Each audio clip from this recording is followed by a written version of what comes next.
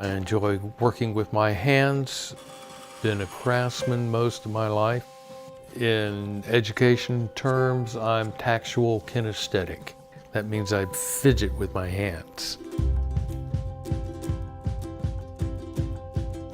The history of ships and bottles follows the progression of optical glass. So if you look back in the late 1600s, early 1700s, you see optical glass being developed by the glass blowers. The oldest one dates back probably to the late 1680s in Italy. And from there, you have people in a solitary lifestyle inserting scenes into a bottle. And then during the World Wars, some of the European prisoners would make them in exchange for luxury items. In later years, it has progressed thanks to people writing books and then now producing videos about how to make ships and bottles. I've been hitting the bottle for about 22, 23 years now. A friend of mine, he saw the big model ships that I had built and he said, "Hey Jim, why don't you try a ship in a bottle?" So I read 2 books and I got hooked on the engineering aspect of having the mass collapse as well as building the vessel so that it would insert into the mouth of the bottle and then making sure that it would fit inside the bottle. The art of ships and bottles requires a lot of patience. In fact, they are also known as patience bottles. And I joke and say that you either have patience or you lose it. But when you get it inside the bottle and raise the mass and everything fits perfectly, that is really exciting. That's what kind of drives me to do this as well as to do the next one.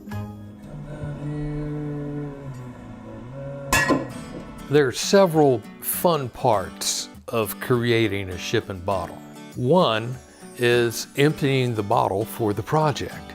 Sometimes I will go to the liquor store and I will pick up a bottle and turn it around sideways and hold it up to the light. The people at the liquor store kind of look at me like, "What are you doing there?" And so I say, I'm looking at the glass, not the booze. But sometimes friends will give me a bottle.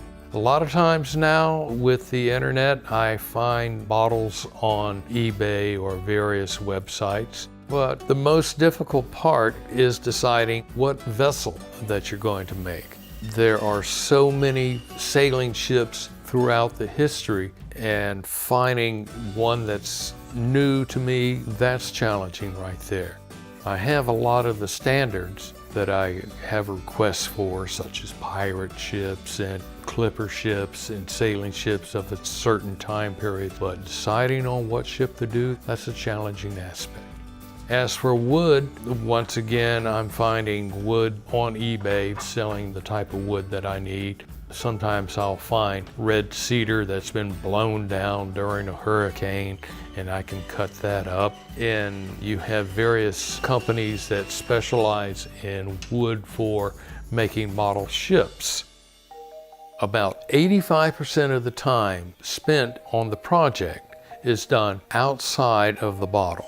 You can basically break it down into building the ship, put that in there, rigging the ship, putting sails on the ship, curl it up with your chopstick, making the ocean for the diorama.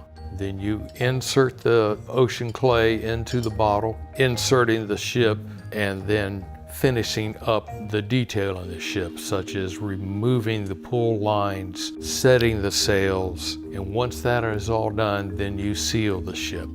My work when I was selling at craft shows and art shows would range around the $150 range. Certainly as a craftsman, you want to have perfection in what you make, and that is something that I definitely strive for. And then I keep in mind that there's an old saying that only a God can make something perfect. If you make something perfect, then you anger the gods. And so I make plenty of mistakes, so I'm making a lot of appeasements to the gods. When I think back at all the bottles that I've made, one of the more satisfying aspects of what I do is how people react to it and how they appreciate the amount of time and effort and craftsmanship that went into that project. And that is very heartwarming to me. What I see in the future is that the older generation is going to inspire the younger generation in preserving this art. Personally, I had set a goal of making 3,000 ships. Right now I'm at like 2,980, but I don't think I will ever stop making ships and bottles. I will probably go to my grave or die at the workbench with a ship in my hand or a bottle tool in my hand.